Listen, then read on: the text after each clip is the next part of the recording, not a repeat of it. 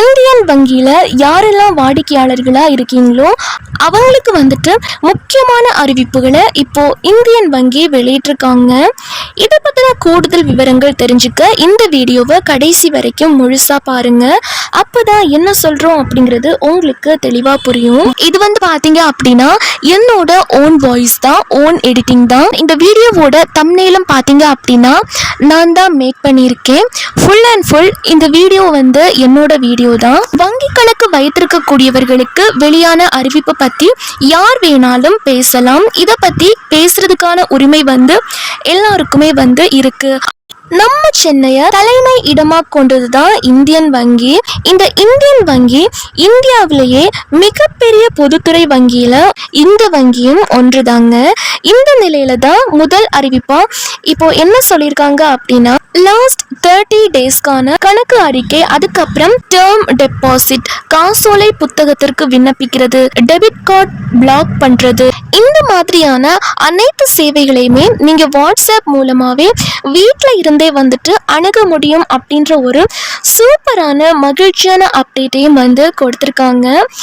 நம்பருமே கொடுத்துருக்காங்க. ஸோ அந்த நம்பரை இப்போ நான் உங்களுக்கு சொல்கிறேன், நோட் பண்ணிக்கோங்க. நோட் பண்ணிட்டு ஹாய் அப்படின்னு உங்களோட ரெஜிஸ்டர்ட் இந்தியன் வங்கி அக்கௌண்ட் நம்பரில் இருந்து அனுப்புறீங்க அப்படின்னா உங்களுக்கு அனைத்து சேவைகளுமே அதில் வழங்கப்படும் அப்படின்னு சொல்லியிருக்காங்க. இதற்கு எந்த ஒரு கட்டணமும் வசூலிக்கப்படாது அப்படிங்கிறதையும் சொல்லியிருக்காங்க. இது நீங்க உங்களோட இந்தியன் வங்கி அக்கௌண்ட்ல எந்த நம்பர் கொடுத்திருக்கீங்களோ அந்த ரெஜிஸ்டர்ட் நம்பர்ல இருந்து தான் நீங்க ஹாய் அப்படின்னு சென்ட் பண்ணணும். ஸோ அந்த நம்பரை இப்போ நான் உங்களுக்கு சொல்றேன், நோட் பண்ணிக்கோங்க. 8754424242. ஸோ இந்த நம்பரை நீங்கள் சேவ் பண்ணிவிட்டு ஹாய் அப்படின்னு சொல்லி மெசேஜ் பண்ணிங்க அப்படின்னா அனைத்து சேவைகளுமே உங்களுக்கு வாட்ஸ்அப் மூலமாகவே பெற்றுக்க முடியும். அண்ட் அடுத்த அறிவிப்பாக என்ன சொல்லியிருக்காங்க அப்படின்னா, நீங்கள் சேவிங்ஸ் பேங்க் அக்கௌண்ட் வச்சுருக்கீங்க அப்படின்னா அதில் மினிமம் பேலன்ஸ் அப்படின்ற ஒரு பர்டிகுலர் அமௌண்ட்டை பராமரிக்கணும் அப்படிங்கிற எந்த ஒரு அவசியமும் கிடையாது அப்படின்னு சொல்லியிருக்காங்க.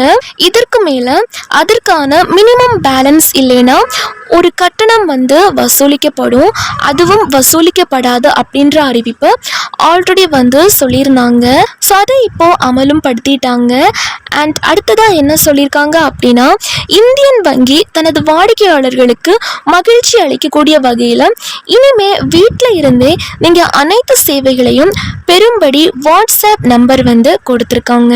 ஸோ அந்த நம்பருக்கு நீங்கள் ஹாய் அப்படின்னு சொல்லிட்டு மெசேஜ் பண்ணீங்க அப்படின்னா உங்களுக்கு எவ்வளோ அமௌண்ட் உங்கள் பேங்க் அக்கௌண்ட்டில் இருக்குது, மினி ஸ்டேட்மெண்ட். அண்ட் அடுத்த அறிவிப்பாக என்ன சொல்லியிருக்காங்க அப்படின்னா, நிறைய மக்கள் என்ன பண்ணுறாங்க அப்படின்னா இந்தியன் வங்கியில் அக்கௌண்ட் ஓப்பன் பண்ணிவிட்டு அது 2 வருஷம் இல்லை அதற்கு மேலே வாடிக்கையாளர்கள் எந்த ஒரு பண பரிவர்த்தனையும் செய்யப்படாமல் அப்படியே வச்சுருக்காங்க. அந்த அக்கௌண்ட்டை எந்த ஒரு பண பரிவர்த்தனையும் பண்ணாமல் இன்ஆக்டிவாக வச்சுருக்காங்க. ஸோ அந்த மாதிரியான கணக்குகள் உள்ளவர்கள் உங்களோட ஆதார் அட்டை, ஓட்டுநர் உரிமம், வாக்காளர் அடையாள அட்டை, இது போன்ற ஏதாவது ஒரு ஆவணத்தை எடுத்துட்டு உங்கள் பக்கத்தில் இருக்க இந்தியன் வங்கி பேங்க் பிரான்ச்சை நீங்கள் விசிட் பண்ண சொல்லியிருக்காங்க. நேரடியாக போய் விசிட் பண்ணி கேஒய்சி கம்ப்ளீட் பண்ண சொல்லியிருக்காங்க. ஸோ அப்படி நீங்கள் கேஒய்சி கம்ப்ளீட் பண்ணி உடனே உங்கள் கணக்கை மீண்டும் செயல்படுத்திக்குமாறு சொல்லியிருக்காங்க. ஸோ இவை அனைத்தும் தான் இந்தியன் வங்கியில இருந்து இப்போ வெளியாகி இருக்கக்கூடிய சில முக்கியமான அறிவிப்புகள். மக்கள் அனைவருக்குமே இந்த ஒரு அறிவிப்பு மிகவும் பயனுள்ளதாக இருந்திருக்கும் அப்படின்னு நம்புகிறேன். இந்த வாய்ப்பை யூஸ் பண்ணி கேஒய்சி கம்ப்ளீட் பண்ணாதவங்க கம்ப்ளீட் பண்ணிடுங்க. இல்லைன்னா அக்கௌண்ட் முடக்கப்படுறதுக்கான வாய்ப்புகள் இருக்குது அப்படின்னும் சொல்லியிருக்காங்க.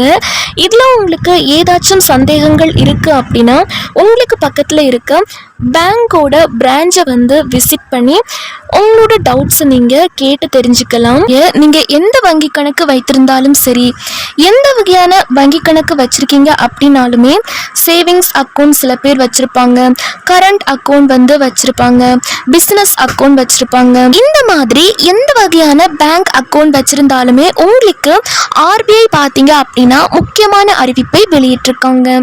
ஸோ அதை பற்றி தான் இந்த வீடியோவில் வீடியோல பார்க்க போறோம். இப்போ ஃபார் எக்ஸாம்பிள் பாத்தீங்க அப்படின்னா பேங்க் அக்கௌண்ட் ஓபன் பண்றது, ஒரு குழந்தைய பள்ளியில சேர்க்கறது, இன்னும் சொல்ல போனா ஆன்லைன் டிரான்சாக்ஷன் எல்லாமே பண்ணணும் அப்படின்னா இந்த பேங்க் அக்கௌண்ட் இருந்தாதான் நம்மளால பண்ண முடியும். ஸோ இந்த பேங்க் அக்கௌண்ட் ரொம்ப ரொம்ப கட்டாயம் கம்பல்சரி அப்படின்னு அனைவருக்குமே நமக்கு தெரிஞ்ச விஷயம்தான்.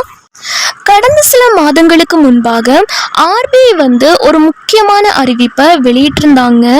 அதாவது கிட்டத்தட்ட ஒரு 2 மாசம் இருக்கும் அப்படின்னு நினைக்கிறேன்.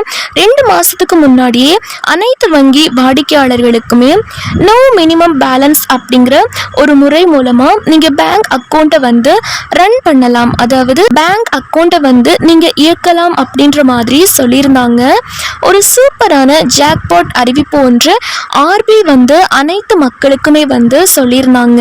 அதுல இப்போ ஒரு முக்கியமான மாற்றம் அறிவிச்சிருக்காங்க.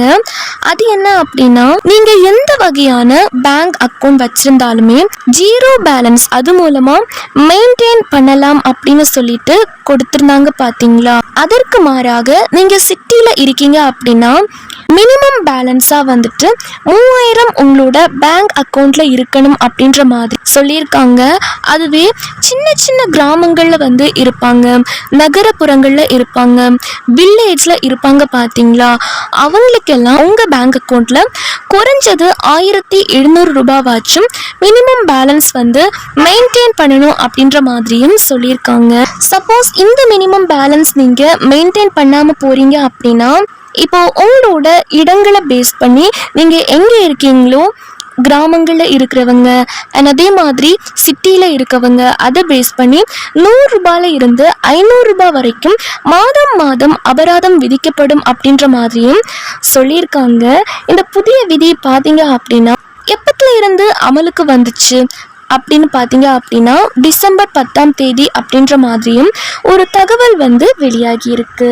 அடுத்த அறிவிப்பா என்ன சொல்லியிருக்காங்க அப்படின்னா டிஜிட்டல் பரிவர்த்தனை கணக்கில் வராது, அதாவது யூபிஐ, ஐஎம்பி, என்இஎஃப்டி மற்றும் ஆர்டிஜிஎஸ் போன்ற அனைத்து டிஜிட்டல் பரிவர்த்தனைகளும் நீங்கள் இலவசமாக பணம் எடுக்கும் அந்த 4 முறை வரம்புக்குள் கணக்கில் வராது அப்படின்னு சொல்லியிருக்காங்க.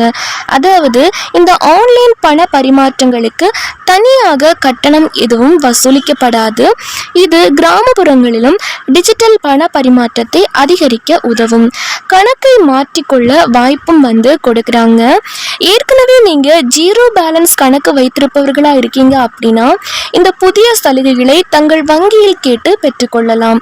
அதே மாதிரி சாதாரண சேமிப்பு கணக்கு வைத்திருப்பவர்கள் வேறு எந்த வங்கியிலும் கணக்கு வைத்திருக்கவில்லை என்றால் தங்கள் கணக்கை இந்த சலுகைகள் நிறைந்த 0 பேலன்ஸ் கணக்காக மாற்றிக்கொள்ளவும் முடியும்.